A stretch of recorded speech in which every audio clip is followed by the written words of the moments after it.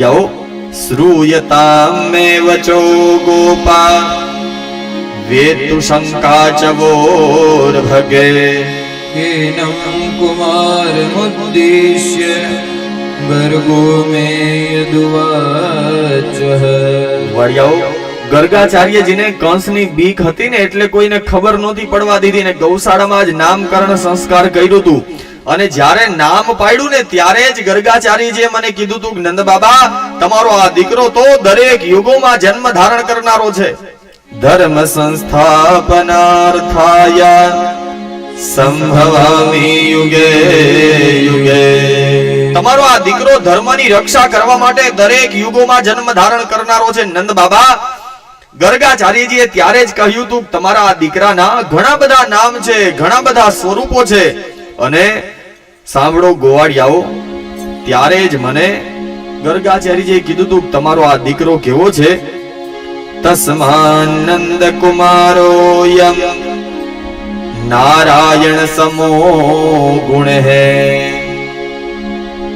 ગોવાળિયાઓ લાલાના કૃષ્ણના કોઈ કામમાં તમે આશ્ચર્ય ન પામો કારણ ગર્ગાચાર્યજીએ તો મને આના બાળપણમાં જ કહી દીધું હતું તમારો આ દીકરો નારાયણ સમો ગુણે હે કોઈ સામાન્ય બાળક નહીં પણ સ્વયં નારાયણ જેવા ગુણો વાળો છે એટલા માટે ગોવાળિયાઓ કૃષ્ણના કોઈ પણ કાર્યમાં તમે આશ્ચર્ય ન પામો કારણ એ તો દિવ્ય બાળક છે એ મને ગર્ગાચાર્યજીએ એના બાળપણમાં જ કહી દીધું હતું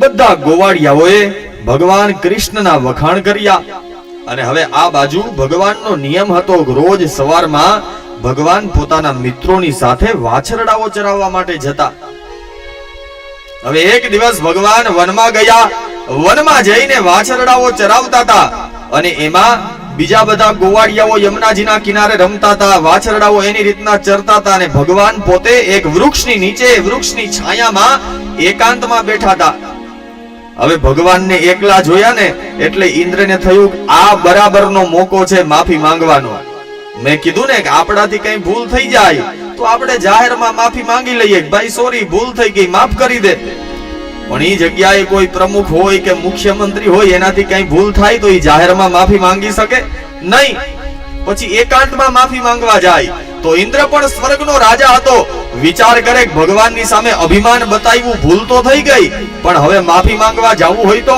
ભગવાનને એકલા જોયા એટલે ઇન્દ્રને થયું કે આજે માફી માંગી લઉં હવે વિચાર્યું ભગવાનને કઈ વસ્તુ ગમે છે માફી માંગવા જવું હોય મનાવવા જાય ને એટલે એને ગમતી વસ્તુ લઈ જવી પડે પેંડા ભાવતા હોય તો પેંડા લઈ જવાય કીર્તિ વિજયની બાસુંદી ભાવતી હોય તો ઈ લઈ જવાય મારા જેવાને ભીંડા ભાવતા હોય ભીંડા લઈ જવાય કિલો એક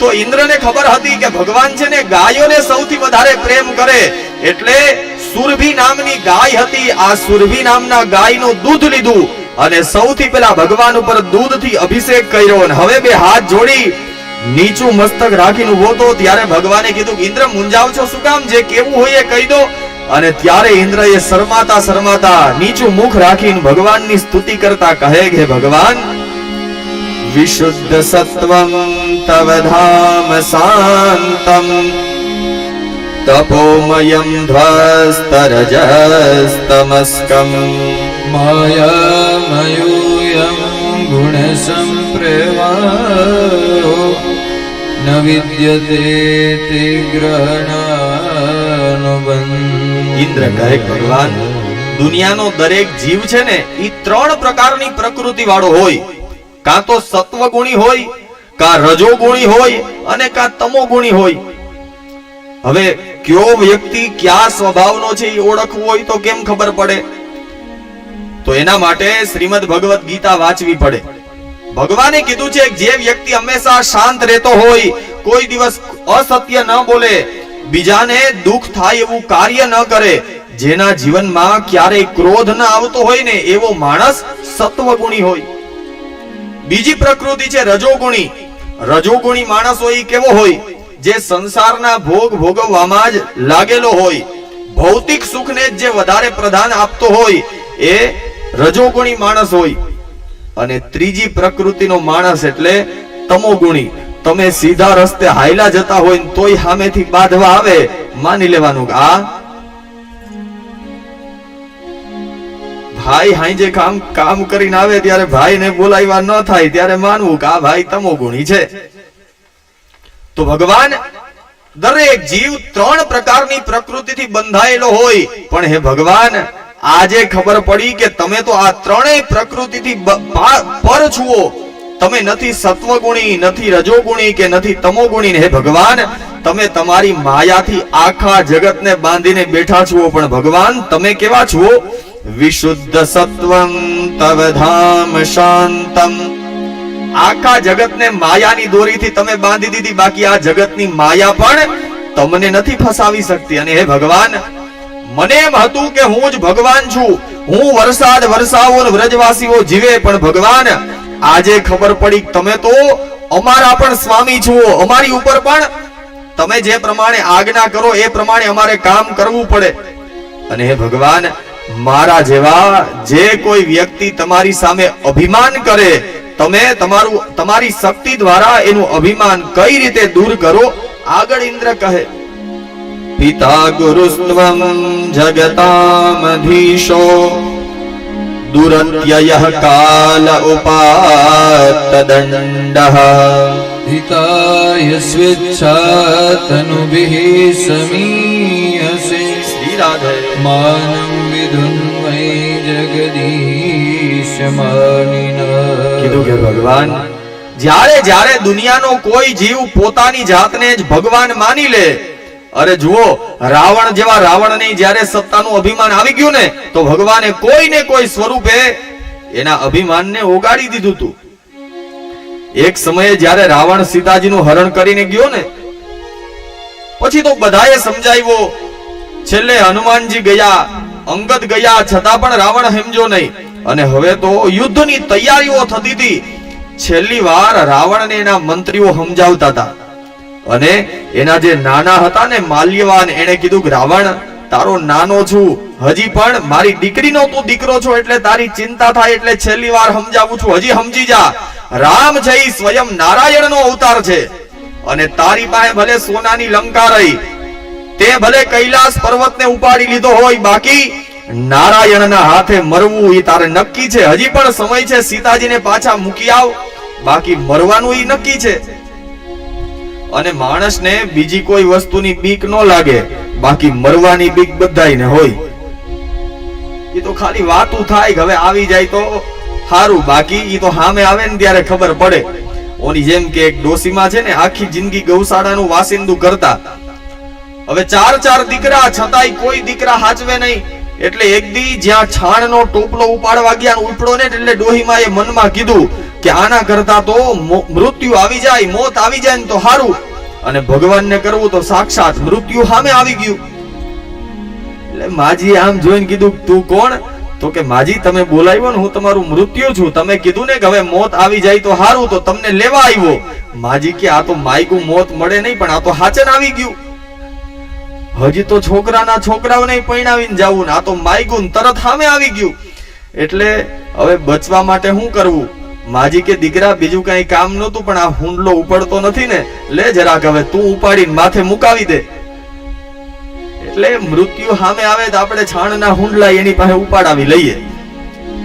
તો રાવણને પણ કીધું કે તારે રામના હાથે મરવાનું ઈ નક્કી છે, હજી સમજી જા. ત્યારે રાવણને પહેલી વાર મૃત્યુનો ડર લાગ્યો, અને વિચારમાં પડ્યો કે ખરેખર રામમાં એટલી તાકાત હશે કે એના હાથે મારું મૃત્યુ થાય. પછી વિચાર્યું કે નારાયણમાં કેટલી તાકાત છે એ કેમ ખબર પડે? જેણે એની હારે યુદ્ધ કર્યું હોય તો ખબર પડે ને. હવે કોઈ માણસમાં કેટલી તાકાત છે, કેટલો શક્તિશાળી માણસ છે, એ તો જેણે એની હારે લડ્યો હોય, એની હારે યુદ્ધ કર્યું હોય, એને જ એની તાકાતની ખબર હોય. રાવણને ખબર હતી પૃથ્વી ઉપર બીજા કોઈને નારાયણની શક્તિની ખબર નથી, પણ સૂતલ લોકમાં પાતાળમાં બલિ રાજા છે ને, એને નારાયણની શક્તિની ખબર હતી. એટલે રાવણ બલિ રાજાની પાસે ગયો. બલિ રાજાને કીધું, બલિ બધાય મને એમ કહે છે કે રામના હાથે મારે મરવાનું એ નક્કી છે, તો શું નારાયણ એટલા બધા શક્તિશાળી છે? બલિએ કીધું કે રાવણ એક વાત સાંભળ, મારી હારે હાલ મારે કાંઈ કહેવાની જરૂર નથી. નારાયણની વિષ્ણુ ભગવાનની શક્તિનો પરિચય હમણાં તને મળી જશે. એક ઓરડાની અંદર લઈ ગયો, એક પટારો પડ્યો તો પટારો ખોલ્યો તો એની અંદર કાનમાં પહેરવાના સોનાના 2 કુંડળ હતા. બલિરાજાએ કીધું કે રાવણ, તારે જોવું છે કે ભગવાન નારાયણમાં કેટલી શક્તિ છે. ખાલી આ કુંડળને પટારાની બહાર કાઢી દે એટલે ખબર પડી જશે કે વિષ્ણુમાં કેટલી શક્તિ છે. રાવણે બહુ તાકાત લગાડી, આ કુંડળને ઉપાડી ન હઈકો. બલિરાજાએ કીધું કે રાવણ, ઈ મૂકી દે, તારું કામ નથી. બીજો પટારો ખોલ્યો તો એની અંદર માથામાં પહેરવાનો મુગટ હતો. રાવણને કીધું કે રાવણ, આ મુગટને બહાર નથી કાઢવો, ખાલી એને હલાવી દે ને તોય તને ખબર પડી જશે કે નારાયણમાં કેટલી તાકાત છે. હવે જે વ્યક્તિએ કૈલાસ પર્વતને પોતાની 20 ભુજાઓથી ઉપાડી લીધો હોય એ રાવણ માટે આ સામાન્ય મુગટ ઉપાડવો એટલે શું મોટી વાત છે. પણ રાવણે બહુ શક્તિ લગાડી, આ મુગટને હલાવી પણ ન હઈકો. ત્યારે બલિરાજાએ કીધું, સાંભળ રાવણ, આ કાનમાં પહેરવાના કુંડળ અને માથાનો મુગટ કોઈ સામાન્ય માણસના નથી, પણ મારા દાદા હિરણ્યકશિપુના છે. હવે વિચાર કર, જે કુંડળને તું ઉપાડી ન હઈકો એવા વજનવાળા કુંડળ તો ઈ કાનમાં પહેરીને ફરતા, અને જે મુગટને તું હલાવી ન હઈકો એટલો વજનવાળો મુગટ તો ઈ માથા ઉપર પહેરીને કાયમ ફરતા. વિચાર કર, તારા કરતા ઈ મારા દાદા હિરણ્યકશિપુની શક્તિ કેટલી હશે. છતાં પણ ભગવાને ઋષિનું રૂપ લઈને મારા દાદા હિરણ્યકશિપુને મારી નાખ્યા. તો વિચાર કર રાવણ, રામની સામે તારી શું હાલત થશે. તો કહેવાનો મતલબ, ઇન્દ્રએ કીધું, ભગવાન, જ્યારે મારા જેવો કોઈ જીવ પોતાની જાતને ભગવાન માની લે ત્યારે તમે શું કરો છો? હિતાય સ્વેચ્છા તનુભિ સમીહસે માનમ વિધુન્વન જગદીશમાનિનામ. કીધું કે ત્યારે તમે તમારી ઈચ્છા પ્રમાણે શરીર ધારણ કરી અને મારા જેવા જે વ્યક્તિ પોતાની જાતને ભગવાન માની લેતા હોય ને એનું તમે અભિમાન દૂર કરી દો છો. ભગવાને ઇન્દ્રને સાંત્વના આપી અને સુરભી નામના ગાયની દૂધથી ભગવાન ઉપર અભિષેક કરીને ઇન્દ્ર ફરી પાછો સ્વર્ગલોકમાં ગયો. આ પ્રમાણે ભગવાને 7 દિવસ સુધી ગિરિરાજને ધારણ કરી વ્રજવાસીઓનું રક્ષણ કર્યું. સુખદેવજી કહે, સાંભળ પરીક્ષિત, જ્યારે ગિરિરાજ પર્વતને ધારણ કર્યો આ વાત કંસે સાંભળી એટલે હવે તો કંસને ભરોસો આવી ગયો કે દેવકીનો 8મો બાળક એ બીજું કોઈ નહીં પણ નંદ બાબાનો જે દીકરો છે એ જ દેવકીનો 8મું સંતાન છે. એટલે પોતાના મંત્રીઓને બોલાવ્યા અને મંત્રીઓને કીધું કે હવે કૃષ્ણને મારવો હોય તો શું કરવું. બકાસુર નામનો એક રાક્ષસ ઉભો થયો અને કહ્યું કે મહારાજ, મને જવાની આજ્ઞા આપો, હું કૃષ્ણને મારી ચાંચમાં એવો દબાવી દઈશ અને મારા પેટની અંદર પધરાવીને ગળી જઈશ. બકાસુર કહે કે હું કૃષ્ણનો વધ કરીશ. કંસે બકાસુરને આજ્ઞા આપી એટલે આ બકાસુર નામનો રાક્ષસ ભગવાનને મારવા માટે થઈ અને વૃંદાવન તરફ ચાલતો થયો. અને એક દિવસ ભગવાન પોતાના નિયમ પ્રમાણે વાછરડાઓ ચરાવવા વૃંદાવનના વનમાં ગયા. હવે આ બાજુ ભગવાનને તરસ લાગી એટલે યમુનાજીની નદીમાંથી જલ પીવા માટે ગયા. અને ઓલો બકાસુર છે ને મોટા બગલાનું સ્વરૂપ લઈ અને યમુનાજીમાં બેઠો હતો. પોતાની 2 ચાંચ ખુલ્લી રાખીને બેઠો હતો અને જ્યાં જોયું કે કૃષ્ણ પાણી પીવા માટે નદી કિનારે આવે છે, જેવા ભગવાન હાથનો આમ ખોબો લઈને જલ પીવા જાય, યમુના જલ પીતા હતા, એ જ સમયે બકાસુરે ભગવાનને પોતાની ચાંચમાં લઈ લીધા. ચાંચમાં લઈ અને જ્યાં ગળવા ગયો, ભગવાનને ચાંચ બંધ કરીને પોતાના પેટમાં પધરાવ્યા. એ જ સમયે ભગવાને પોતાના શરીરમાંથી એટલું તેજ પ્રગટ કર્યું કે બકાસુરનું ગળું બળવા માંડ્યું. બકાસુરે પાછી ચાંચ ખોલીને ભગવાનને બહાર કાઢ્યા અને હવે ભગવાને બકાસુરની 2 ચાંચ પકડી અને જેમ કોઈ વ્યક્તિ દાંતણ ચીરે એ પ્રમાણે બકાસુરની 2 ચાંચથી બકાસુરના શરીરને ચીરી નાખ્યું. ગોવાળિયાઓએ પુષ્પની વૃષ્ટિ કરી ભગવાનના નામનો જય જયકાર કર્યો.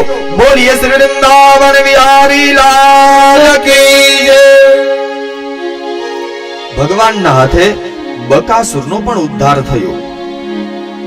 આ બકાસુર છે ને ઈ પૂતનાનો ભાઈ હતો. ખરેખર સાચા અર્થમાં પૂતનાનું એક નામ હતું બકી અને એનો ભાઈ હતો એટલે બકાસુર. બકાસુર પહેલા આવ્યો એનું કારણ એ હતું, એક તો કંસની આજ્ઞા હતી એટલે ભગવાનને મારવા હતા, અને પાછું એને એમ કે મારી બેનને મારીને આ પૂતનાના મોતનો બદલો પણ હું કૃષ્ણની સાથે લઈ લઈશ. પણ ભગવાને આ બકાસુરનો પણ ઉદ્ધાર કર્યો. ભગવાનના હાથે મૃત્યુ થયું, બકાસુરને પણ ભગવાનનું ધામ પ્રાપ્ત થયું. જુઓ, ભાગવતમાં છે ને ક્યાંય એવું નથી કહ્યું, એવું નથી કીધું કે ભગવાને આ વ્યક્તિને મારી નાખ્યો, ભગવાને એનો ઉદ્ધાર કર્યો એવું લખ્યું. કારણ માણસ ગમે તેવી પ્રકૃતિનો હોય, ખાલી ભગવાનનું નામ મોઢામાંથી નીકળી જાય તોય મુક્તિ થઈ જતી હોય, તો ભગવાનના હાથે જેનું મૃત્યુ થાય એનો ઉદ્ધાર ન થઈ જાય. બકાસુરનો ઉદ્ધાર કર્યો. આ વાતના સમાચાર જ્યારે કંસને મળ્યા એટલે એક વત્સાસુર નામનો રાક્ષસ હતો, એને મોકલ્યો, હવે તું કૃષ્ણને મારવા માટે જા. હવે એક દિવસ ભગવાન વનમાં વાછરડાઓ ચરાવવા ગયા ને એ સમયે વનની અંદર અચાનકથી દાવાનળ લાગ્યો, અગ્નિ લાગી. હવે આ ગોવાળિયાઓ અને ગાયો બધા સૂતાતા. ભગવાન વિચાર કરે કે આ દાવાનળ હમણાં ગોવાળિયાઓને અને ગાયોને સળગાવી દેશે, બાળી નાખશે. એટલે ભગવાને એવી માયા કરી, ગોવાળિયાઓ અને ગાયો બધા ઘોર નિદ્રામાં સૂઈ ગયા. અને એ જ સમયે ભગવાન દાવાનળનું પાન કરી ગયા. દાવાનળનું અગ્નિનું પાન કરીને ભગવાને ગાયોની ગોવાળિયાઓની રક્ષા કરી. રક્ષા કરી અને સાંજ પડવા આવી એટલે ભગવાન બધી ગાયો અને વાછરડાઓને લઈ અને જતા હતા. એમાં ઓલો વત્સાસુર નામનો રાક્ષસ છે ને, એ વાછરડાનું રૂપ લઈ અને ભગવાનના જે વાછરડાઓ હતા એની હારે ભળી ગયો. હવે બીજા બધા વાછરડાઓ આગળ ચાલે, ગાયો બધી આગળ જાતી હોય, પણ ગોવાળ ક્યાં હાલતો હોય, એની વાહે વાહે હાલતો હોય કે કોઈ ગાયને પાછળ રહી ન જાય. હવે બીજા બધા વાછરડાઓ આગળ હાલે, એની પાછળ ભગવાન હાલ્યા જાતા હતા. બીજા બધા વાછરડાઓ થોડાક આગળ નીકળી ગયા, પણ ઓલો વત્સાસુર નામનો જે રાક્ષસ હતો ને, ઈ વાછરડાનું રૂપ લઈને સૌથી છેલ્લે હાલે. કારણ એને મનમાં એમ હતું જ્યારે મોકો મળશે ત્યારે મારા પગનો એવો પ્રહાર કરીશ કે ત્યાં ને ત્યાં કૃષ્ણનું મૃત્યુ થશે.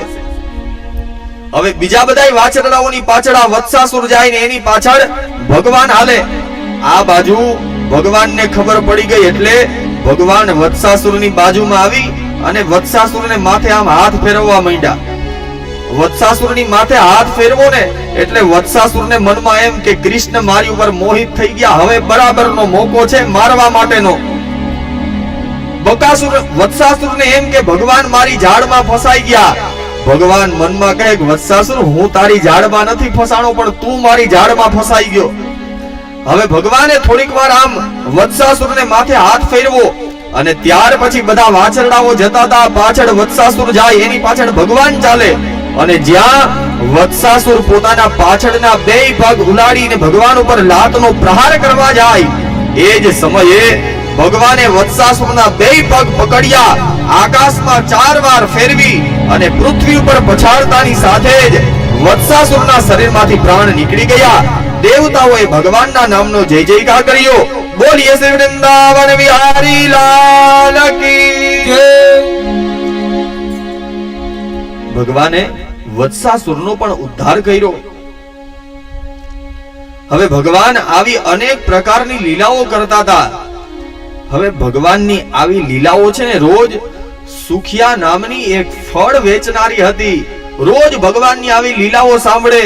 બધી સ્ત્રીઓ બેઠી હોય, વ્રજની સ્ત્રીઓ, એટલે વાતો કરે કે આજે તો કૃષ્ણએ આ અસુરનો નાશ કર્યો, આજે કૃષ્ણએ આ દૈત્યનો વધ કર્યો. હવે સુખિયા માલણ છે ને, એ રોજ ફળ વેચવા જાય, પણ હવે જ્યારે ફળ વેચવા નીકળે એમ થાય કે આજે કૃષ્ણના દર્શન થશે, આજે કૃષ્ણના દર્શન થશે. પણ રોજ ભગવાન તો વાછરડાઓ ચરાવવા જાય તો સુખિયા માલણને ભગવાનના દર્શન થાય નહીં. પણ સુખિયા માલણને એક દિવસ એના ગુરુદેવ હતા સાંડિલ્ય ઋષિ. આ સાંડિલ્ય ઋષિએ વચન આપ્યું હતું, સુખિયા તું રોજ ફળ વેચવા જાને, ફળ વેચવા જા ત્યારે એક નિયમ રાખજે, પેલા નંદ બાબાના નંદાલયની 4 પ્રદક્ષિણાઓ કરી અને પછી જ ગામમાં ફળ વેચવા જાજે. જા સુખિયા, હું તને વચન આપું છું કે એક ને એક દિવસ તને નારાયણના ભગવાનના દર્શન ચોક્કસ થશે. અને ત્યારથી આ સુખિયા માલણનો ફળ વેચનારી આ સ્ત્રીનો રોજનો નિયમ હતો કે સૌથી પહેલા ફળ વેચવા નીકળે એટલે ભગવાનનું જે નંદાલય હતું, નંદ બાબાનું ઘર હતું, એની 4 પ્રદક્ષિણા કરે અને પછી જ ગામમાં ફળ વેચવા જાય. અને જીવનમાં કોઈ સદગુરુ મળી જાય, જીવનમાં કોઈ ગુરુની કૃપા થઈ જાય અને ગુરુના વચન ઉપર દ્રઢ વિશ્વાસ રાખો ને તો મને ને તમને પણ ભગવાન ચોક્કસ મળે. પણ હા, સદગુરુના વચન ઉપર વિશ્વાસ હોવો જોઈએ. આપણા શાસ્ત્રોમાં સાધુઓનું સેવન કરવાનું કીધું, સત્સંગ કરવાનું કીધું, એનું બીજું કઈ કારણ નથી. પણ ગુરુના વાક્ય ઉપર દ્રઢ વિશ્વાસ રાખો તો ભગવાન ચોક્કસ ને ચોક્કસ દર્શન આપવા પધારે. અને તમે જ્યાં કથા સાંભળવા જાઓ ને, હું પણ તમને રોજ કહું ને કે કથામાંથી કંઈક જીવનમાં ઉતારજો. એકાદું વાક્ય જીવનમાં ઉતરી જાય અને કોઈ સદગુરુ મળી જાય તો ક્યારે ભગવાન મળે એનું કંઈક નક્કી નહીં. પણ હા, એકાદું વાક્ય જીવનમાં ઉતાર્યું હોય ને તો ક્યારેક ને ક્યારેક ભગવાન દર્શન આપવા ચોક્કસ આવે. એક નાનકડું ગામડું હતું અને આ ગામડાની અંદર એક ભરવાડનો છોકરો છે ને, એ ગાયો ચરાવવા જતો. રોજનો નિયમ ગાયો ચરાવવા જાય. હવે એક દિવસ આ ભરવાડનો છોકરો ગાયો ચરાવતો હતો ને, એમાં બાજુમાં વનવગડામાં કથા ચાલતી હતી. અને ત્યારે કથા કઈ આવા મોટા મોટા મંડપ બાંધીને ન થતી. ત્યારે તો વનવગડામાં કથા ચાલતી હોય અને એક એક અધ્યાય પૂરો થાય એટલે ગોરબાપા ટકોરી વગાડે, આવી રીતના કથા થતી. એમાં આ ભરવાડનો છોકરો રોજ ગાયો ચરાવતો હોય ને બાજુમાં કથા હાલતી હોય ને એટલે ગાયોનું ધ્યાન રાખતો જાય, પણ એના કાન ત્યાં કથા ચાલતી હોય ને ત્યાં હોય. હવે એમાં એક દિવસ કથા હાલતી હતી એટલે ઓલા શાસ્ત્રીજીએ કીધું કે જો ભગવાનને જોવા માટે હૃદયમાં સાચો ભાવ હોય ને તો ભગવાન એક ને એક દિવસ ચોક્કસ દર્શન આપવા પધારે.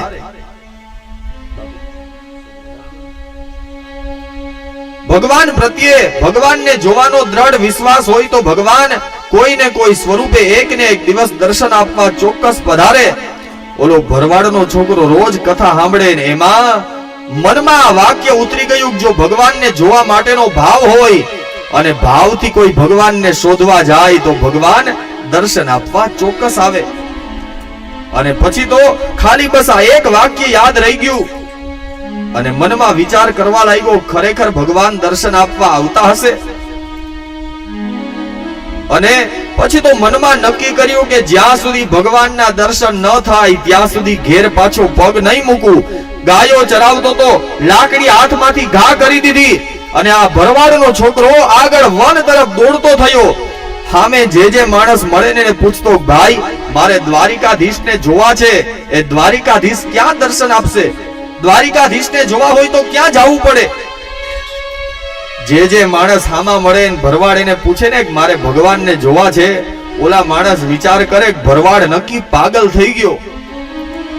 હવે એમાં એક માણસ સામેથી આવતો તો ભરવાડના છોકરાએ એને પૂછ્યું, ભાઈ મારે દ્વારિકાધીશને જોવા છે, મને બતાવો ને દ્વારિકાધીશ ક્યાં રહે છે? ઓલા માણસને મજાક કરવાનું હોઈજું એટલે કીધું, સાંભળ ભરવાડ, અહીંયા બાજુમાં એક ભીમપુરી બાપુનો આશ્રમ છે અને ભીમપુરી બાપુના આશ્રમમાં રોજ ભગવાન દર્શન આપવા આવે છે, તું એ ભીમપુરી બાપુની પાસે જા. ઓલા માણસને મનમાં એમ કે ભીમપુરી બાપુ એટલે દુર્વાસાની મૂર્તિ, કોઈનાથી જરા કે ભૂલ થાય એટલે તરત એનો વારો કાઢી નાખે. ઓલા માણસને એમ કે ભરવાડને બાપુ ખીજાહે ને એટલે તરત મગજ ઠેકાણે આવી જાય. ભરવાડને કીધું કે અહીંયા બાજુમાં ભીમપુરી બાપુના આશ્રમમાં રોજ દ્વારિકાધીશ આવે છે, એને જઈને કે એ તને ભગવાનના દર્શન કરાવશે. ઓલા ભરવાડને તો આ માણસ ઉપર ભરોસો હતો. દોડતો ગયો ભીમપુરી બાપુના આશ્રમમાં, કહ્યું, બાપજી મારે ભગવાનના દર્શન કરવા છે, ભગવાન ક્યાં મળશે મને બતાવો ને. ભીમપુરી બાપુ પોતાના ઝૂલા ઉપર બેઠા હતા. આજે આ ભોળા ભરવાડ ઉપર દયા આવી ગઈ, કીધું, ભરવાડ તારે દ્વારિકાધીશને જોવા છે? તો કે હા બાપજી, મારે દ્વારિકાનાથના દર્શન કરવા છે. ભગવાન ક્યાં મળશે? પેલા સંતને પણ આજ ભરવાડના ભોળપણ ઉપર દયા આવીને વિચાર કરે કે ભરવાડ છે પણ કેટલો ભોળો છે. એટલે વિચાર્યું કે ભગવાનના દર્શન કરવા માટેની હૃદયથી ઈચ્છા છે, એટલે એને નિરાશ ન કર્યો. કીધું કે સાંભળ ભરવાડ, ભગવાનને છે ને ગાયો બહુ વાલી છે, મારી ગૌશાળામાં ગાયોની સેવા કર. જ્યારે દ્વારિકાધીશ આવશે ને ત્યારે હું તને બોલાવીશ. અને ભરવાડને ભીમપુરી બાપુના વચન ઉપર વિશ્વાસ હતો. બાપુ ભલે ગમે એટલો ગુસ્સો કરે પણ બાપુ કોઈ દિવસ ખોટું ના બોલે. સંતના વચન ઉપર દ્રઢ વિશ્વાસ, એટલે ગૌશાળામાં રહી ગાયોની સેવા કરે.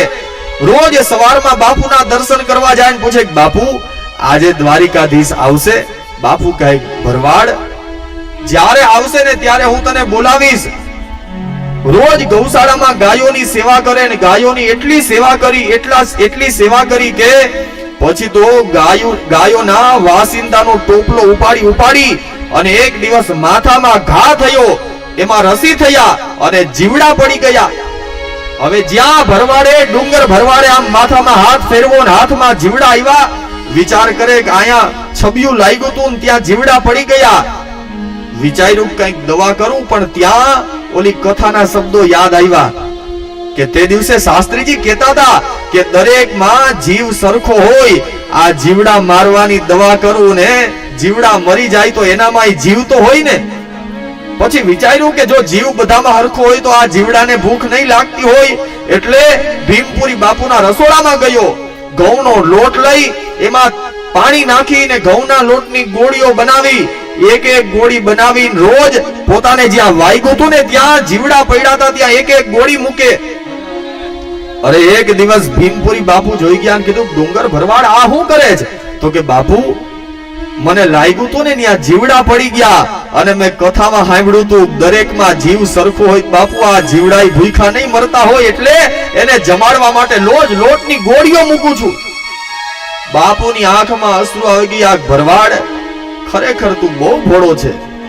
અને પછી તો 1 વર્ષ સુધી બાપુના આશ્રમમાં રહી ગાયોની સેવા કરી. 1 વર્ષ પૂરું થયું ને બરાબર એક દિવસ સવારના સમયે બાપુને પગે લાગીને કીધું બાપુ તમે 1 વર્ષથી રોજ કહો છો આજે દ્વારિકાધીશ આવશે, કાલે દ્વારિકાધીશ આવશે, મારે દ્વારિકાધીશને જોવા છે, કહો ને ભગવાન ક્યારે આવશે? બાપુને આજ ગુસ્સો આવ્યો ને કીધું ભરવાડ તું વારે વારે કહેતો હોય ક્યારે ભગવાન આવશે, ક્યારે ભગવાન આવશે. ભગવાન કઈ એમ રેઢા પડ્યા જ કે તને મળી જાય? આટલા વર્ષોથી ભગવાનનો તપ કરીએ ને ભગવાન નથી મળતા અને તારે 1 વર્ષમાં ભગવાનને જોઈ લેવા જ વારે વારે રોજ પૂછવા શું કામ આવે? તને 1 વાર તો કીધું કે જ્યારે ભગવાન આવશે ત્યારે બોલાવીશ ને. બહુ એટલી બધી ઉતાળું હોય ને તો જા અહીંયા પાછળ કુવામાં તારા દ્વારિકાધીશ છે, જોઈ લે. ઓલા માણસને બાપુના વચન ઉપર વિશ્વાસ કે ભીમપુરી બાપુ કોઈ દિવસ ખોટું ના બોલે. અને જ્યાં બાપુએ કીધું પાછળ કુવામાં તારા ભગવાન છે, તરત અને કુવામાં જોયું તો ક્યાંય ભગવાન દેખાણા નહીં. પણ ઓલા માણસને મનમાં ભરોસો મારા ગુરુદેવ કોઈ દિવસ ખોટું ના બોલે. ગુરુદેવે કીધું છે દ્વારિકાધીશ કુવામાં જ હશે. અને જ્યાં કુવામાં ભગવાનને શોધવા માટે કુવામાં કૂદકો લગાવવા જાય ત્યાં તો સાક્ષાત દ્વારિકાધીશ પ્રગટ થયા. પીળા પીતાંબર ધારણ કરેલા, મસ્તક ઉપર મોરપીંછ બાંધેલું, કંઠમાં માળા અને હાથમાં વાંસળી લઈને દ્વારિકાધીશ સ્વયં પ્રગટ થયા. અને જ્યાં ઓલો ડુંગર ભરવાડ કૂદકો લગાવવા જતો તો હાથ પકડી લીધો. કરે ગાંડા શું કરે છે? પેલો ભરવાડ કહે મારા ગુરુદેવે કીધું છે દ્વારિકાધીશના દર્શન કરવા જાઉં છું. ભગવાન કહે અરે ભરવાડ હવે તારે ક્યાંય જવાની જરૂર નથી. આર્યો હું સ્વયં દ્વારિકાધીશ તારી સામે ઉભો છું. તો કે તમે દ્વારિકાધીશ ન હો, મારા ગુરુદેવે કીધું દ્વારિકાધીશ તો કુવામાં છે. ભગવાન કહે અરે ભરવાડ ખરેખર હું જ દ્વારિકાધીશ છું. ભરવાડ કહે ખરેખર? તો કે હા. તો કે પણ હું એમનેમ ન માની લઉં. અત્યારે આવા કપડા પહેરીને વેશ બદલાવા વાળા તો ઘણાય ફરતા હોય, હું કેમ ભરોસો કરી લઉં તમે દ્વારિકાધીશ છો? ભગવાન કહે તો હું કરવું? તો કે એક કામ કરો, તમે અહીંયા ઉભા રહ્યો, મારા ગુરુદેવને બોલાવી આવું. કારણ એને દ્વારિકાધીશને જોયા છે. જો મારા ગુરુદેવ આવીને કહે તમે જ ભગવાન છો તો જ માનું, બાકી અમે તો ભોળા માણસ રહ્યા. તમને કેવી રીતે ઓળખી શકીએ? ભગવાન કહે જા ડુંગર ભરવાડ, હું અહીંયા ઊભો છું, તારા ગુરુદેવને બોલાવી લાવ. ભરવાડ કહે ભગવાન ભોળા છીએ પણ તમે સમજો એટલા ભોળા નથી. મેં ત્યારે કથામાં સાંભળ્યું હતું તમે ગોપીઓને છેતરીને માખણની ચોરી કરીને ભાગી જતા. તમને અહીંયા એમને ઊભા રાખીને જાવ અને મને છેતરીને વયા જાવ તો તમારો શું ભરોસો? ભગવાનને એક ઝાડવાની પાસે લઈ ગયો અને પોતાની પાઘડી હતી એનું કપડું છોડીને દ્વારિકાનાથને ઝાડવાની સાથે બાંધી દીધા. આજે એક ભોળા ભરવાડની ભક્તિના લીધે એ ત્રિલોકનો સ્વામી વૃક્ષ સાથે બંધાઈ ગયો. અને દોટ મૂકી ગુરુદેવ તમે કહેતા હતા ને દ્વારિકાધીશ કુવામાં છે, પણ આજે તમારા દ્વારિકાધીશ તો કુવાની બાજુમાં આટા મારતા હતા. અને હાલો દ્વારિકાધીશ પ્રગટ થયા, તમે દર્શન કરવા આવો. ભીમપુરી બાપુને ભરોસો હતો ભરવાડ કોઈ દિવસ ખોટું ના બોલે. અને જ્યાં ભીમપુરી બાપુ પોતાના ઝૂલા ઉપરથી ઊભા થઈ અને કુવાના કાંઠે ગયા ત્યાં તો મસ્તક ઉપર મોરપીંછ બાંધેલું, પીળા પીતાંબર ધારણ કરેલા, હાથમાં વાંસળી શોભે ને દ્વારિકાધીશ વૃક્ષની સાથે બંધાઈ ગયા હતા. બાપુની આંખમાં પણ આજ અશ્રુ આવી ગયા અને કીધું ડુંગર ભરવાડ તારી ભક્તિના લીધે આજ મને પણ દ્વારિકાનાથના દર્શન થયા. કહેવાનો મતલબ ગુરુદેવનું એકાદું વાક્ય જીવનમાં ઉતરી જાય તો પણ મારો ને તમારો ભવ પાર થઈ જાય. કથાનું એકાદું વાક્ય જીવનમાં આવી જાય, સદગુરુનું એકાદું વાક્ય પણ હૃદયને લાગી જાય ને તો પણ માણસ આ ભવ સાગરને તરી જાય. અને એટલા માટે જ એક ધૂનમાં બહુ સરસ વાત કરીને કે ગુરુનું એકાદું વાક્ય પણ માણસને ક્યાં સુધી લઈ જાય. હે મારા ગુરુદેવે વચન બાણ માર્યા જી રે, ગુરુજીએ વચન બાણ માર્યા રે, ગુરુજીએ વચન બાણ માર્યા જી રે, ગુરુજીએ વચન બાણ માર્યા લાગ્યા મારા રુદિયાની માય મારા વાલા, લગમર રુદિયાની માય મારા, લાગ્યા મારા રુદિયાની માય મારા વાલા, લગમર રુદિયાની માય મારા. મારા ગુરુજીએ વચન બાણ માર્યા જી રે, ગુરુજીએ વચન બાણ માર્યા રે, ગુરુજીએ વચન બાણ માર્યા જી રે, ગુરુદેવે વચન બાણ માર્યા જી રે, પ્યારા પાયા ગુરુએ પ્રેમના જી રે, પ્યારા પાયા ગુરુએ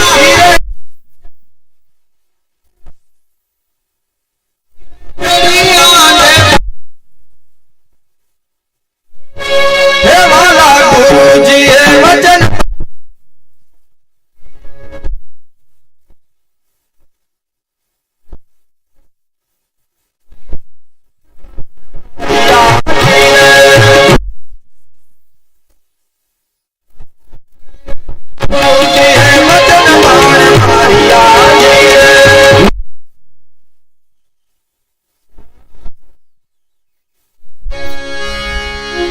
સુખિયા માલણને પણ એના ગુરુદેવ સાંડિલ્ય મુનિએ કીધું તું, સુખિયા રોજનો નિયમ રાખજે કે પેલા ફળ વેચવા જાને એટલે નંદ બાબાના નંદાલયની 4 પ્રદક્ષિણાઓ કરીને પછી જ ગોકુલમાં ફળ વેચવા જાજે. હું તને વચન આપું છું કે એક ને એક દિવસ તને ભગવાન ચોક્કસ દર્શન આપવા પધારશે.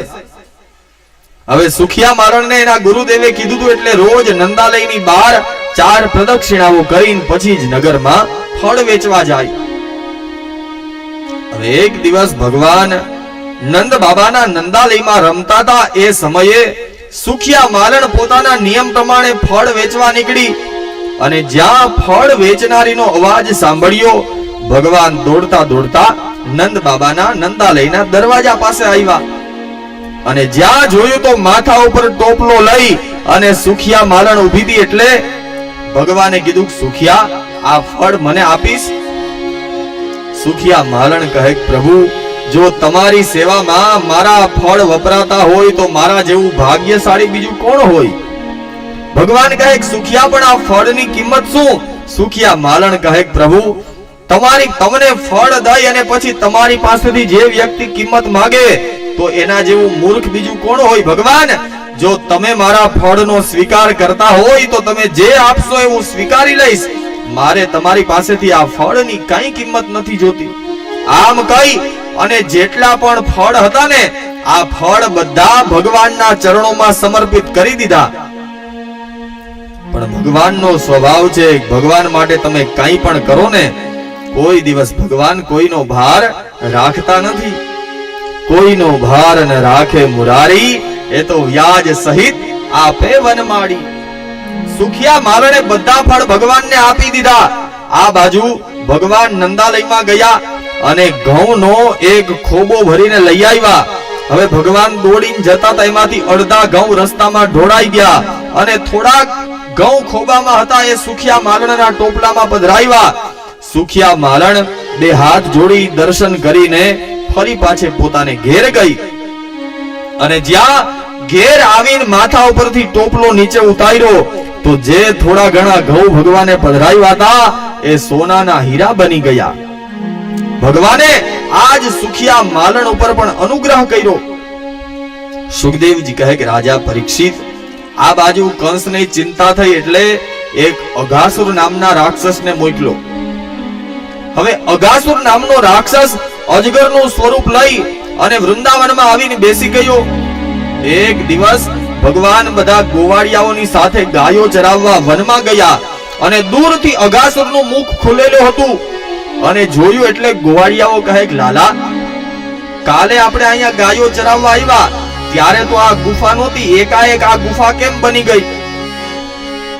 હાલ ને લાલા, આ ગુફાની અંદર જરાક જઈને જોઈએ તો ખરા આ ગુફામાં છે શું? ભગવાને ગોવાળિયાઓને સમજાવ્યા, ગોવાળિયાઓ અજાણ્યો રસ્તો હોય ને ત્યાં ક્યારેય જવાય નહીં, બાકી ભૂલા પડીએ. અને અઘાસુર છે ને એનો અર્થ જ એ થાય, અઘનો અર્થ થાય પાપ. અઘાસુર એટલે પાપનું મૂર્તિમંત સ્વરૂપ હતું.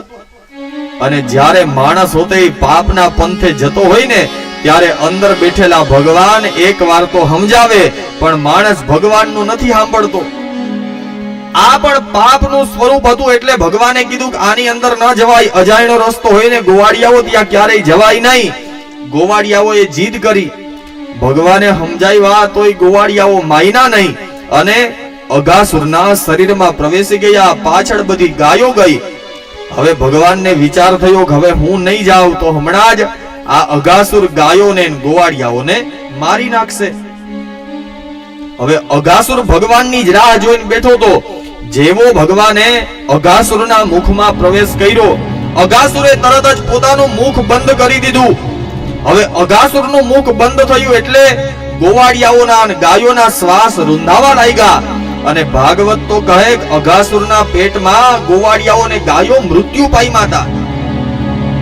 ગાયો અને ગોવાળિયાઓ બધા મૃત્યુ પામ્યા. ભગવાનને હવે ચિંતા થઈ એટલે અઘાસુરના ગળા પાસે આવીને પોતાનું શરીર વધારવા લાગ્યા. ધીમે ધીમે કરતા અઘાસુરના શ્વાસ રૂંધાવા લાગ્યા અને થોડી જ ક્ષણોમાં ભગવાને અઘાસુરના ગળામાં એક જ મુષ્ટિકાનો પ્રહાર કરતા જ અઘાસુરનું ગળું ચીરાઈ ગયું અને ભગવાન અઘાસુરના શરીરમાંથી બહાર આવ્યા. ભગવાને અઘાસુરનો પણ ઉદ્ધાર કર્યો.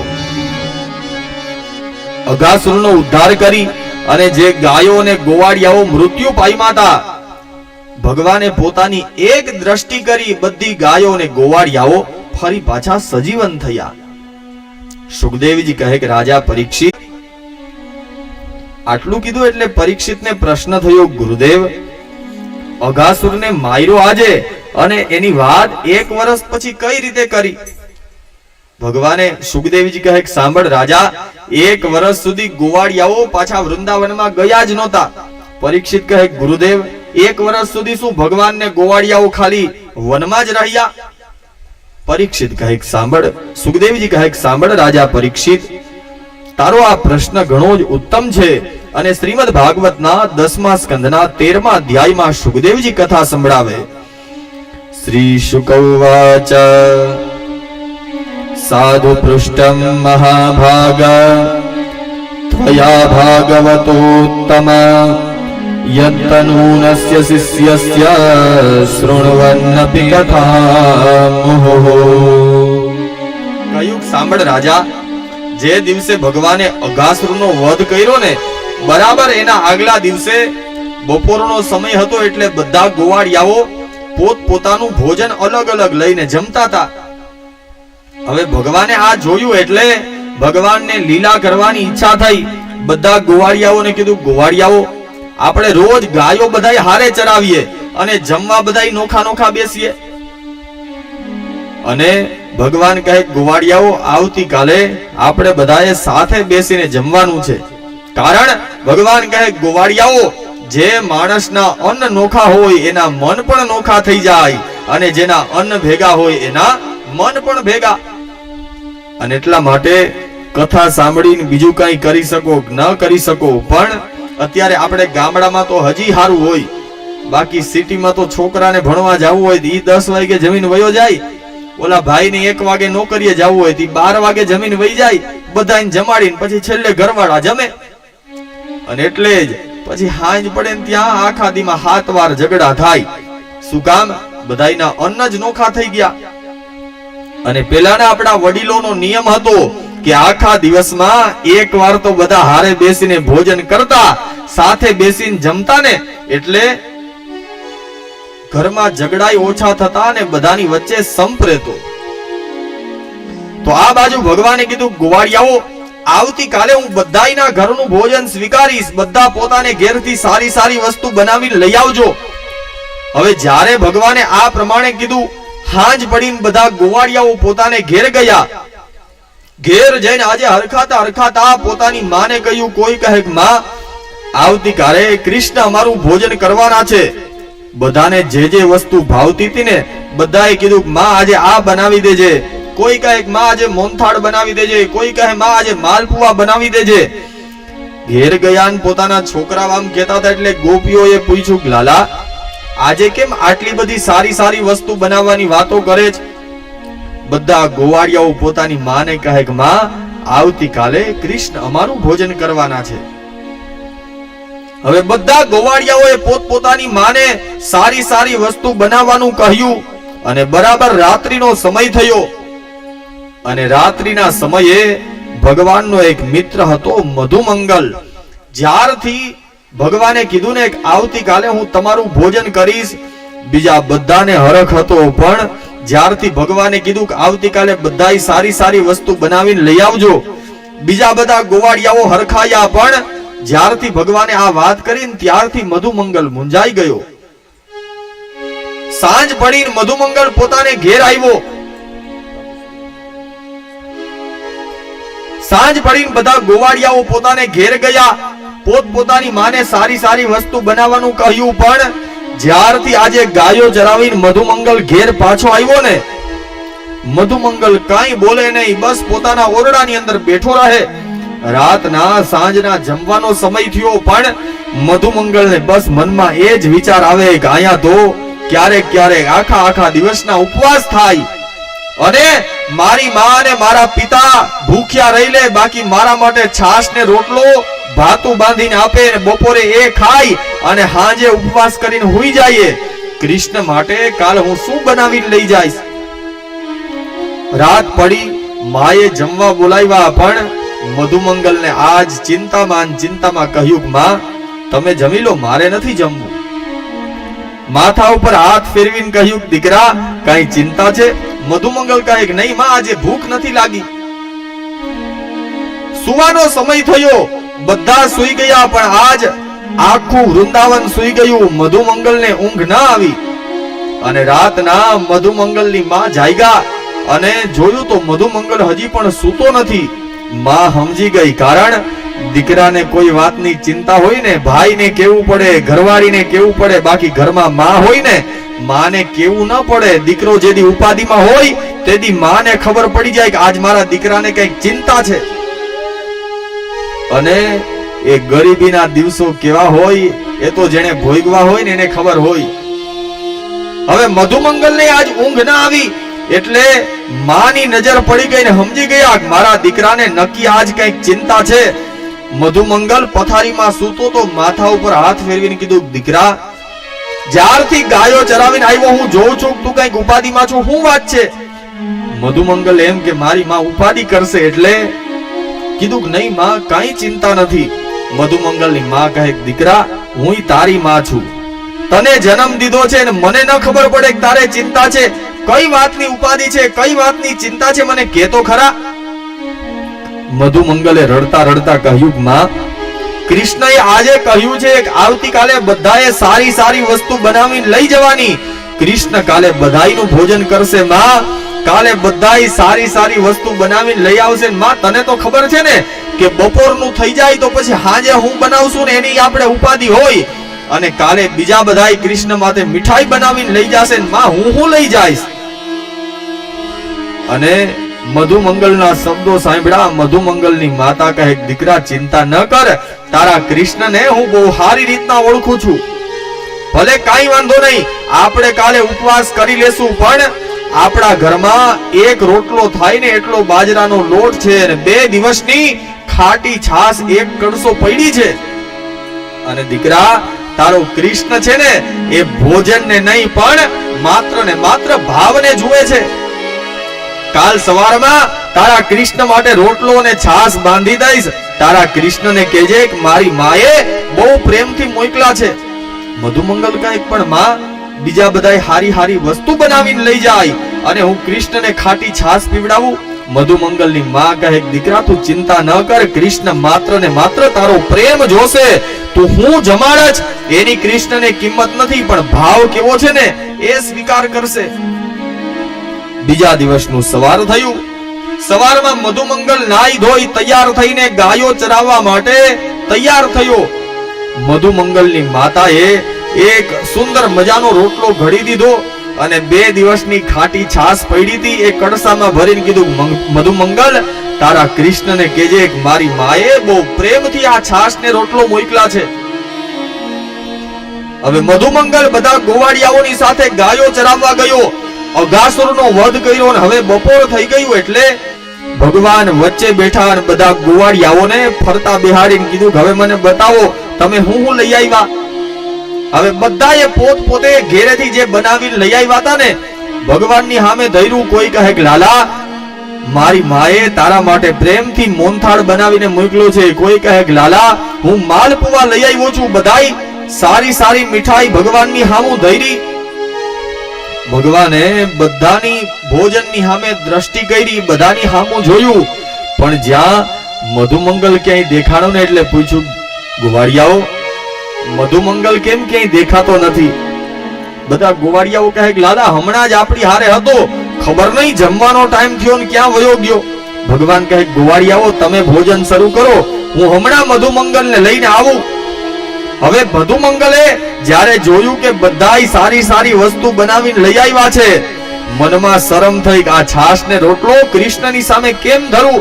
એટલે મધુમંગલ એક ઝાડવાની પાછળ સંતાઈ ગયો હવે ભગવાન ઊભા થયા અને મધુમંગલને શોધવા માટે જંગલમાં ગયા અને આગળ જોયું તો એક ઝાડવાની પાછળ મધુમંગલ હાથમાં છાશનો કળશો લઈને ઊભા હતા. ભગવાને કહે ઘરે મધુમંગલ જમવા હાલ. મધુમંગલ કહે નહીં લાલા મને ભૂખ નથી. ભગવાન કહે મધુમંગલ બધાય હારી હારી વસ્તુ બનાવીને લઈ આવ્યા, તું મારા માટે કાઈ નથી લઈ આવ્યો, મારે તો તારું જ ભોજન કરવું છે. એમ કહી અને જ્યાં ભગવાન મધુમંગલની તરફ દોડ્યા, મધુમંગલને મનમાં એમ કે કૃષ્ણ હમણાં મારી ખાટી છાશ પીશે અને કૃષ્ણને ખાટી છાશ કેમ પીવડાવું. એટલે ડાબા હાથમાં છાશનો કળશ લઈ જમણા હાથમાં આમ ખોબો રાખીને મધુમંગલ છાશ પીતો હતો અને એમાં ભગવાન મધુમંગલની તરફ દોડ્યા. મધુમંગલને એમ કે છાશનો કળશો ખાલી કરી દઉં ને એટલે કૃષ્ણને છાશ પીવી નહીં. એટલે આખો લોટો છે એ પોતાના હાથમાં ઢોળી દીધો. અડધી છાશ મધુમંગલના મોઢામાં ગઈને અડધી છાશ કોણીએથી ધાર થતી હતી. ભગવાને આવીને મધુમંગલની કોણીએથી જે છાશની ધાર થતી હતી ત્યાં ખોબો અને આજે નારાયણ દ્વારિકાધીશ કૃષ્ણ મધુમંગલની એઠી છાશ પીવા લાગ્યા. હવે જ્યાં એઠી છાશ પીતા હતા ઉપરથી બ્રહ્માજીને થયું જરાક જઈને જોવું તો ખરા કે ભગવાન કેવી લીલાઓ કરે છે. હવે જ્યાં ભગવાન બ્રહ્મલોકમાંથી વૃંદાવનમાં આવ્યા અને અહીંયા આવીને જોયું તો ભગવાન મધુમંગલની એઠી છાશ પીતા હતા. ભગવાનને એઠી છાશ પીતા જોયા એટલે મધુમંગલના મનમાં એમ કે આવા મધુમંગલની એઠી છાશ પીતા હતા એટલે બ્રહ્માજી આ દ્રશ્ય જોઈ બ્રહ્માજીને મનમાં એમ થયું કે આવા કઈ ભગવાન હોય જે ત્રિલોકના સ્વામી છે અને ઈ અહીંયા આ એક ગોવાળિયાની એઠી છાશ પીવે. અને ભગવાનની માયા તો એવી છે કે મોટા મોટા દેવતાઓને પણ ભાન ભૂલાવી દે. અને આજે જે આ ભગવાનને ખાટી છાશ પીતા જોયા બ્રહ્માજીને મનમાં સંશય થયો આ થોડા ભગવાન હોય, આ તો સામાન્ય બાળક છે. એટલે ભગવાનની પરીક્ષા કરવા માટે ગોવાળિયાઓ જમતા હતા ને બધા ગોવાળિયાઓને લઈ અને બ્રહ્માજી બ્રહ્મલોકમાં ચાલ્યા ગયા. આ બાજુ ગાયો ચરતી હતી, બધી ગાયોને પણ બ્રહ્મલોકમાં મોકલી દીધી. હવે આ બાજુ મધુમંગલની એઠી છાશ પી અને ભગવાન જ્યાં પાછા યમુનાજીના કિનારે આવ્યા તો ન ગોવાળિયાઓ દેખાય કે ન ગાયો દેખાય. ભગવાને ગાયોને ગોવાળિયાઓને ગોઈતા પણ વનમાં ક્યાંય ગાયો કે ગોવાળિયા દેખાણા નહીં. ભગવાન સમજી ગયા આ બ્રહ્માજીએ મારી પરીક્ષા કરવા માટે ગાયોને ગોવાળિયાઓને અદ્રશ્ય કર્યા છે. ભગવાન બ્રહ્માજીની માયાને સમજી ગયા અને ભગવાન કૃષ્ણએ સાંજના સમયે વૃંદાવનમાં જવાનો સમય થયો એટલે પોતાના શરીરમાંથી જેટલા ગોવાળિયાઓ હતા એટલા ગોવાળિયાઓ પોતાના શરીરમાંથી પ્રગટ કર્યા. જેટલી ગાયો હતી એટલી ગાયો પણ ભગવાને બનાવી અને સાંજ પડીને બધી ગાયો અને ગોવાળિયાઓને લઈ અને ભગવાન વૃંદાવનમાં ગયા. સાંજ પડીને જ્યાં ગાયો અને ગોવાળિયાઓ પાછા આવ્યા આજે પોતાના દીકરાઓને જોઈને વ્રજની સ્ત્રીઓને એની ઉપર વધારે સ્નેહ થવા લાગ્યો, વધારે પ્રેમ જાગવા લાગ્યો. કારણ આ તો સ્વયં કૃષ્ણએ જ પોતાના શરીરમાંથી પ્રગટ કર્યા હતા. અને જેટલો પ્રેમ ભગવાન કૃષ્ણ ઉપર થતો એટલો જ ગોપીઓનો પ્રેમ એના દીકરાઓ ઉપર વધી ગયો. અને પછી તો ગોપીઓ ભગવાનમાં એટલી મોહિત થઈ ગઈ કે સવારથી પોતાના દીકરાઓ બધા ગાયો ચરાવવા ગયા હોય અને સાંજે જ્યારે પોતાને ઘેર આવે ત્યાં બધી ગોપીઓને સ્વયં કૃષ્ણ આવતા હોય એવું લાગે. એક વર્ષ સુધી આવું થયું. એક વર્ષ સુધી રોજ બધા ગોવાળિયાઓ ગાયો ચરાવવા જાય, વનમાં ગાયો ચરાવે, અનેક લીલાઓ કરે ને હાંજ પડે એટલે પાછા ઘેર આવે. એક વર્ષ થઈ ગયું ને એટલે બ્રહ્માજીને મનમાં એમ થયું જરાક જઈને જોઉં તો ખરા કે કૃષ્ણ શું કરે છે. એટલે જ્યાં બ્રહ્માજી એક વર્ષ પછી પાછા જોવા આવ્યા ને તો હજી પણ બસ એ જ દ્રશ્ય પૃથ્વી ઉપર દેખાણું. બધા ગોવાળિયાઓ પોતપોતાનું ભોજન કરતા હતા, ગાયો વનમાં ચરતી હતી ને હજી એ ભગવાન મધુમંગલની એઠી છાશ પીતા હતા. હવે ગાયોને ને ગોવાળિયાઓને અહીંયા નીચે જોયા. હવે બ્રહ્માજી ભાન ભૂલી ગયા કે આ ગાયો ને આ ગોવાળિયાઓ હાચા કે બ્રહ્મલોકમાં જેને હું લઈ ગયો ઈ ગાયો ને ઈ ગોવાળિયાઓ હાચા. નીચે પૃથ્વી ઉપર ગાયોને અને ગોવાળિયાઓને જોયા એટલે બ્રહ્માજીને એમ થયું બ્રહ્મલોકમાંથી ગોવાળિયાઓ પાછા આવી ગયા. જ્યાં બ્રહ્મલોકમાં પાછા ગયા તો ત્યાં પણ ગોવાળિયાઓ હતા, અને હવે પૃથ્વી ઉપર આવે તો ત્યાં પણ એ જ દ્રશ્ય દેખાય, બ્રહ્મલોકમાં જાય તો ત્યાં પણ એ જ દ્રશ્ય દેખાય. બ્રહ્માજી સમજી ગયા, જેને હું સામાન્ય બાળક સમજતો તો એ તો સ્વયં ત્રિલોકના સ્વામી છે.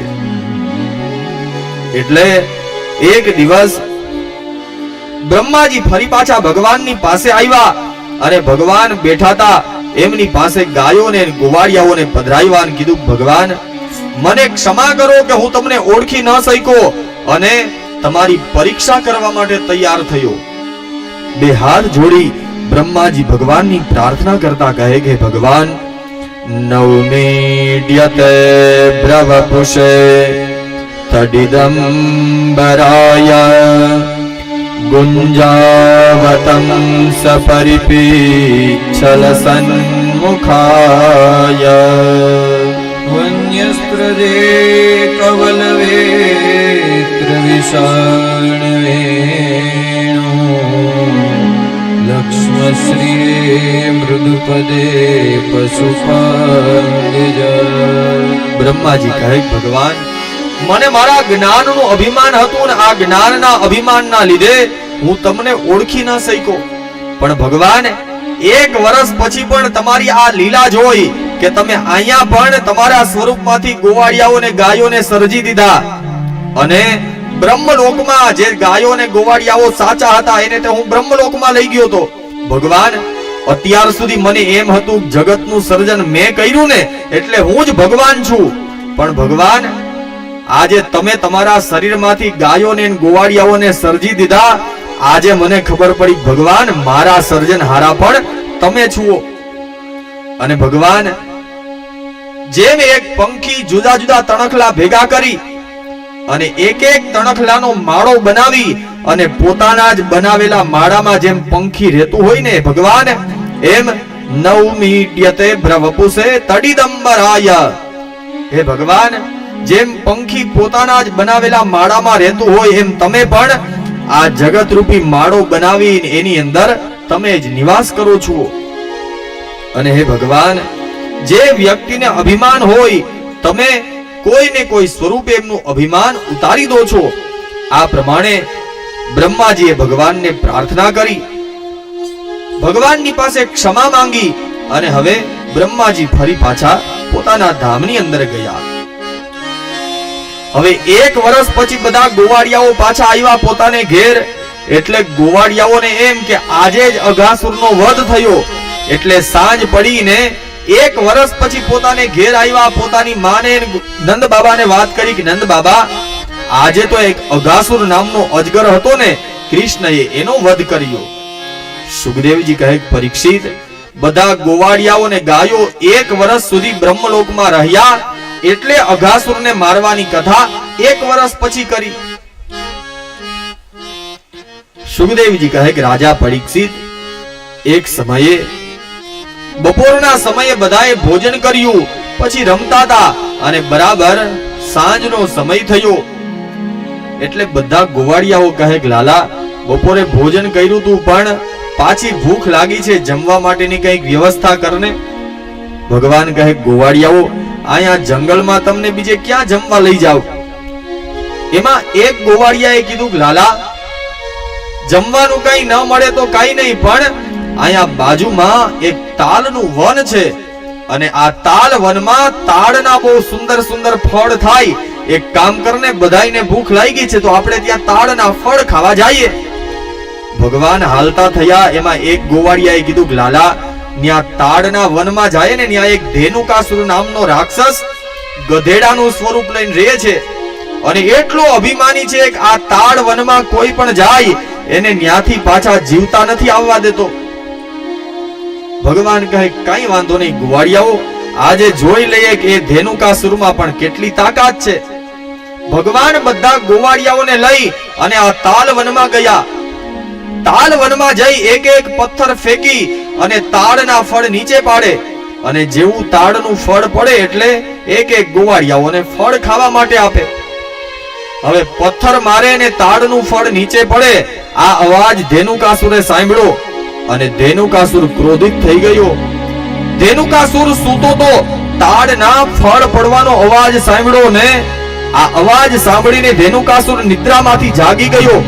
જાગીને ભગવાનની સામે આવ્યો. ધેનુકાસુરની આંખો લાલ થઈ ગઈ અને જમીનમાં પોતાનો પગ ઢસડી અને ધેનુકાસુર ભગવાનની સામે દોડીને જ્યાં ભગવાન ઉપર પગનો પ્રહાર કરવા જાય એ જ સમયે બલરામજીએ ધેનુકાસુરના બે પગ પકડી લીધા. આ ધેનુકાસુરને આકાશમાં ફેરવી અને તાડના એક ઝાડની સાથે ભટકાડતાની સાથે જ તાડના ઝાડ સાથે પછડાતા સાથે ધેનુકાસુરના શરીરમાંથી પ્રાણ નીકળી ગયા. બધાએ ભગવાનના નામનો જય જયકાર કર્યો. બોલીએ શ્રી દાઉજી મહારાજ કી જય. આ ધેનુકાસુરનો વધ બલરામજીના હાથે થયો. હવે ધેનુકાસુરને મારી તાડના ફળ ખાઈ અને ગોવાળિયાઓ અને ગાયો બધા યમુનાજીના કિનારે આવ્યા.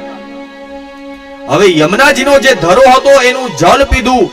આ યમુનાજીના ધરામાં એક કાલિય નાગ નામનો ભયંકર ઝેરી સાપ રહેતો હતો.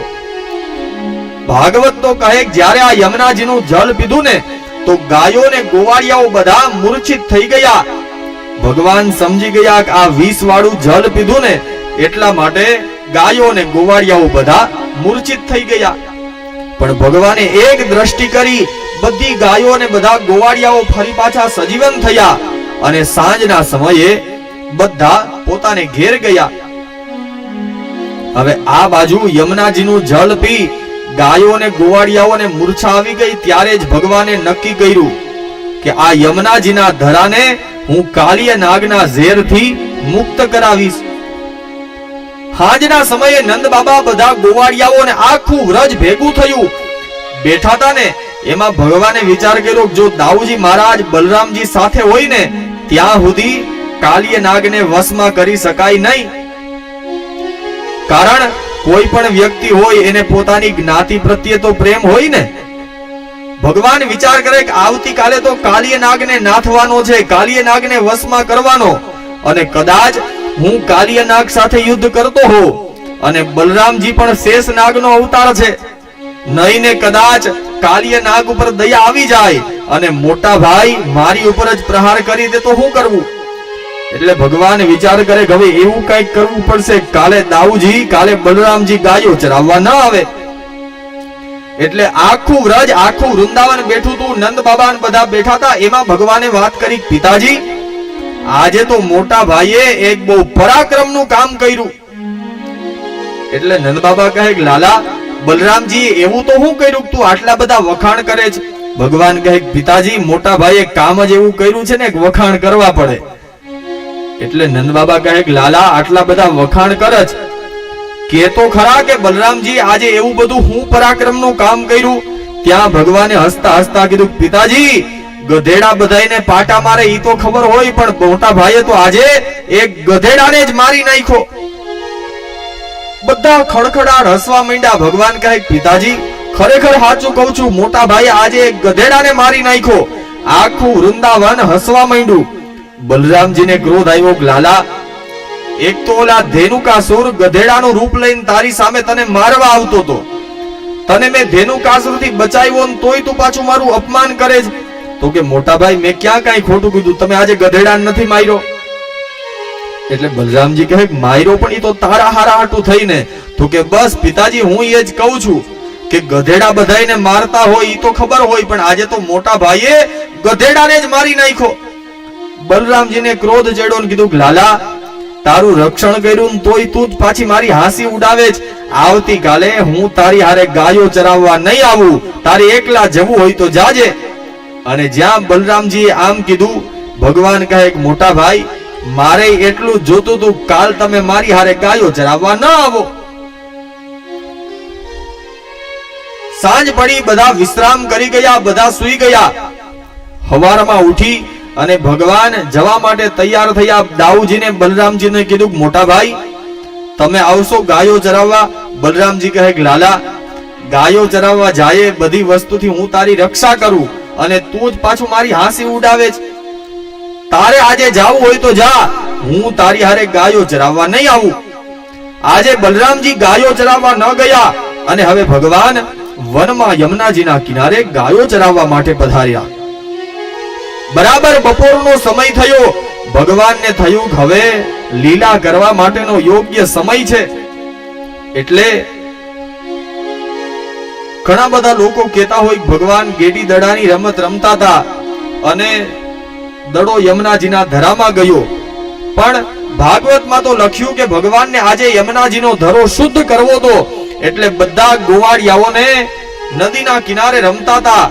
ભગવાને જોયું બધા ગોવાળિયાઓ રમવામાં મગ્ન થઈ ગયા. એ જ સમયે ભગવાને પોતાના પીતાંબરની ગાંઠ વાળી અને કદંબના વૃક્ષ ઉપર ચડી ભગવાન યમુનાજીના ધરામાં કૂદી પડ્યા.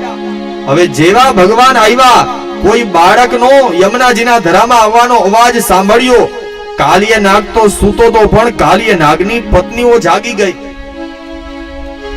અને જ્યાં કાલિય નાગની પત્નીઓએ જાગીને જોયું કે આટલું સુંદર બાળક યમુનાજીના ધરામાં આવ્યું છે, એટલે કાલિય નાગની પત્નીઓને દયા જાગી ગઈ. કારણ ગમે એમ તો એક માં હતી ને પાછી સ્ત્રી હતી. અને ભગવાનનું સ્વરૂપ જોયું. એ વાકડિયા વાળ, પીળા પીતાંબર, મસ્તક ઉપર મોરપીંછ બાંધેલું. કાલિય નાગની પત્નીઓ ભગવાનને કહેવા લાગી, બાળક હજી પણ સમય છે, અહીંથી પાછો વયો જા. જો હમણાં કાલિય નાગ જાગશે ને તો તને જીવતો નહીં છોડે. નાગની પત્નીઓ ભગવાનને સમજાવતા શું કહે?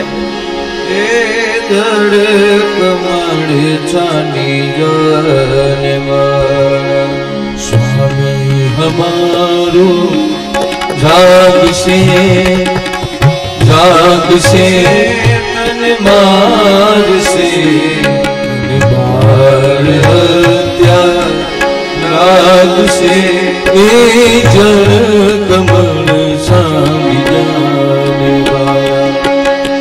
તેરે બાળક તું મારે ભૂલો તારા મેરી વડાલિયો નિશ્ચય તારો કડ ફૂટ્યો અહીંયા દેશ આવ્યો એ જળ કમળ જામી જાનવા નથી ના ગણ હું માર્ગ ભૂલ્યો નથી મારા પ્રિય વડાલિયો મથુરા નગરીમાં ઝુલતા આગનો શીશ હું હાર્યો એ જળ કમળ જામી જાનવા સ્વામી હમારો જાગશે જાગશે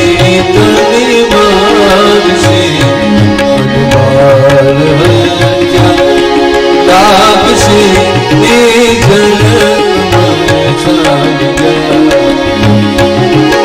નાગની પત્નીઓ જ્યાં ભગવાનને આવેલા જોયા. કાલિય નાગની પત્નીઓ વિચાર કરે કે આજ સુધીમાં કાલિય નાગના ધરા ઉપર ધરાની અંદર આવવાની કોઈ હિંમત જ નહોતી કરી. કારણ શ્રીમદ ભાગવતમાં એવું લખ્યું છે, કાલિય નાગનું વિષ એટલું હતું ને, એટલો ઝેરી સાપ હતો કે કાલિય નાગના ઝેરના લીધે યમુનાજીનો ધરાનું પાણી છે ને એ ઉકળતું હોય, એટલો ઝેરી સાપ હતો. અને આ કાલિય નાગના ઝેરના લીધે પાણી ઉકળતું હોય, એમાંથી વરાળ નીકળતી હોય. અને કદાચ કોઈ પંખી આ કાલિય નાગના ધરા ઉપરથી જાતું હોય ને કાલિય નાગના ઝેર વાળા પાણીની ખાલી વરાળ લાગતી ને તો એ પંખી મરી જાતું. વિચાર કરો કાલિય નાગમાં કેટલું ઝેર હશે. નાગની પત્નીઓ વિચાર કરે કોઈ પંખી ઉડીને જાતું હોય એ જીવતું અહીંથી જાતું નહીં.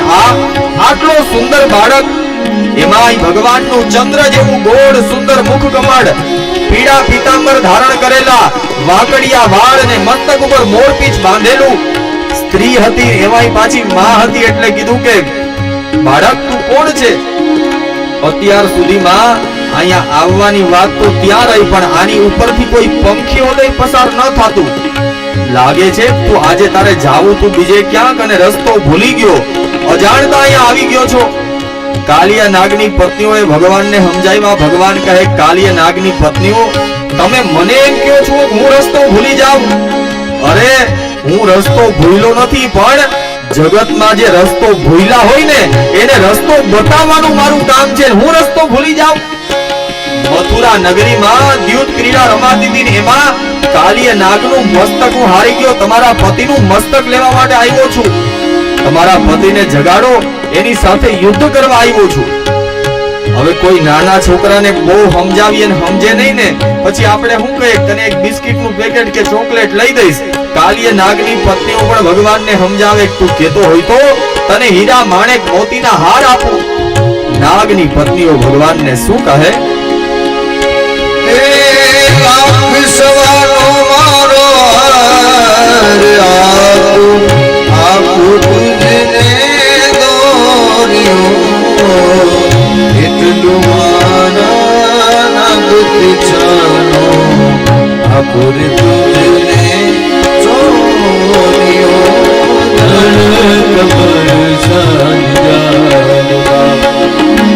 સુંદરો નાગડે હાર તારો, સુંદરો તારો દોર્યો, સાની કાઢે નાગડે તાર કરવી, ધર્મને સિદ્ધ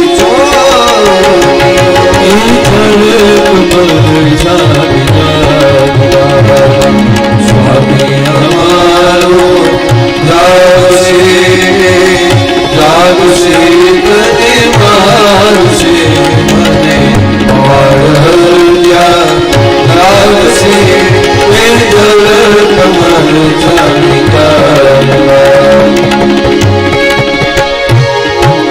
ભગવાનને ખૂબ સમજાવ્યા પણ ભગવાન સમજતા નથી. એટલે હવે જેમ નાના બાળકને આપણે સમજાવીએ ને, એમ કાલીય નાગની પત્નીઓને છતાંય ભગવાન ઉપર દયા આવી. એટલે કીધું, સાંભળ બાળક, તું આવી જીદ કરમાં. કાલીય નાગનું મસ્તક લેવાની વાત કરે છે, પણ એકવાર દંશ કરશે તો તું આઈને આઈ મૃત્યુ પામીશ. અને કદાચ તારે ધનની પૈસાની જરૂર હોય ને, એના માટે કાલીય નાગનું મસ્તક લેવા આવ્યો હો, તો તારે કાલીય નાગ સાથે યુદ્ધ નથી કરવું. તું કેતો હોય તો મારા હીરા માણેક મોતીના જેટલા સોનાના ઘરેણા છે બધા તને આપી દઈએ, અને ઈ પણ કાલીય નાગને ખબર નહીં પડવા દઈએ.